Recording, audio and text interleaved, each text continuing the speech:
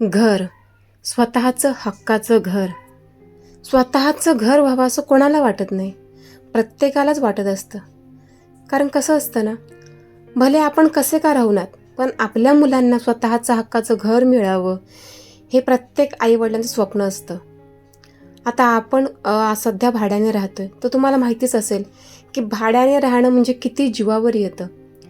प्रत्येक वेळी भीती असते की आज आपल्याला हे घर खाली करावं लागेल का, या उद्या खाली करावं लागेल का. जिथे आपण राहतोय तिथे आपल्याला अशी एक वेगळीच वागणूकसुद्धा असते.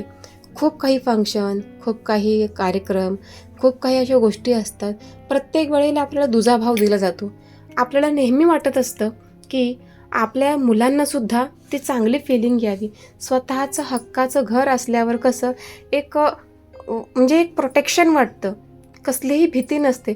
स्वतःच्या डोक्यावर जर स्वतःच्या हक्काचं छत असेल ना, तर सगळ्यात आनंदाची गोष्ट दुसरी कुठलीच नाही. तिथे आपल्याला खूप काही संकटं आली, खूप काही त्रास जरी भोगावा लागला ना, तरीसुद्धा आपण ते हसत खेळत का होईना आपण ते स्वीकारतो आणि जगण्याचा आनंद घेत असतो. पण जेव्हा स्वतःचं घर नसतं ना, तेव्हा खूप खूप त्रास होतो. सतत डोक्यात विचार येत असतो की भले आपल्याला का नको, आपण काय घोडं मारले कुणाचं, आपल्यासोबतच असं का. आपण कितीही जरी प्रयत्न केले स्वतःचं घर व्हावं, तर त्यासाठी किती अडीअडचणी येत असतात. प्रत्येक वेळी जेव्हा आपण एखाद्या वेळेस घर घ्यायला जात असतो, तेव्हा आपल्याला ते घर आपल्याला हव्या त्या किमतीमध्ये कधीच मिळत नाही. एवढ्या किमती गगनाला मावलेल्या आहेत ना, खूप जास्त.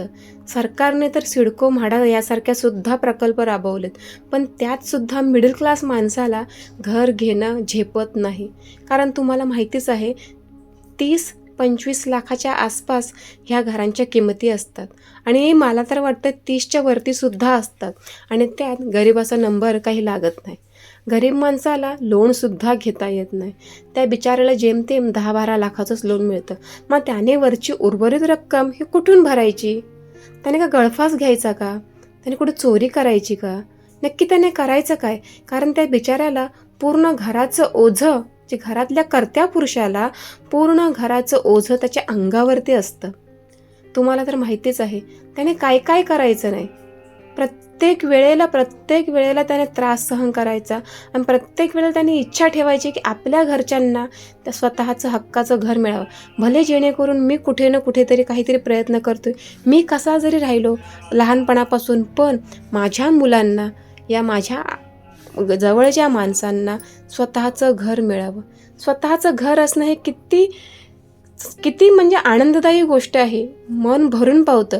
त्या स्वतःच्या घरात आपण छानशी झाडे लावू, त्या स्वतःच्या घरात आपण प्रत्येक गोष्ट करू शकू.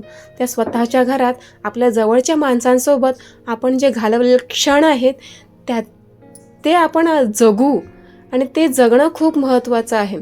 जेव्हा आपण एखाद्या भाड्याच्या घरात राहतो ना, त्या प्रत्येक वेळेला ही आपल्याला जाणीव असते की हे आपलं नाही आहे.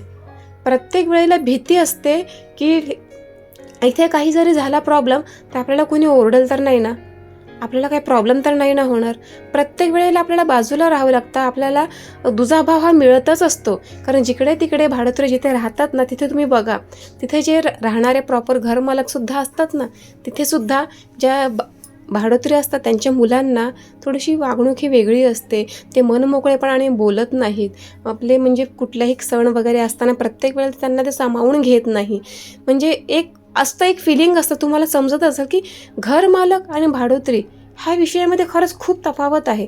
पण ह्या सगळ्या गोष्टींचा विचार न करता स्वतःचं घर हे मला सांगा, पक्षीसुद्धा बनवतात आपल्या पिलांसाठी. पावसाळा येतो तेव्हा पक्ष्यांना असं वाटत असतं की माझी पिलं ती ऊन, वारा, पाऊस ह्या सगळ्या ऋतूंपासून वाचावीत म्हणून प्रत्येक पक्षी, प्राणी हे स्वतःचं एक घरटं तयार करत असतं. म्हणजे आपल्या माणसांना, आपल्या व्यक्तींना तो एक निवारा तयार करण्यासाठी धडपडत असतो. मग आपण का करू नये? तुम्हाला मी सांगेन, प्रत्येक वेळी हीच गोष्ट डोक्यात असते की जेव्हा कधी माझं स्वतःचं हक्काचं घर होईल, अक्षरशः सगळ्यात जगातील सगळ्यात आनंदी व्यक्ती म्हणजे मी असेल. कारण मन हे खूप तिळतिळ तुटतं, स्वतःसाठी नाही तर आपल्या मुलांसाठी. आपल्या मुलांच्या चेहऱ्यावर तो आनंद बघायचा की आपलं हक्काचं घर. तुम्हाला हे वाटतं का स्वतःचं हक्काचं घर व्हावं? कारण ते होण्यासाठी खूप यातना, खूप त्रास सहन करावा लागतोय ना, हे मी स्वतः बघते तेव्हा मला समजते. तुम्हाला काय वाटतं?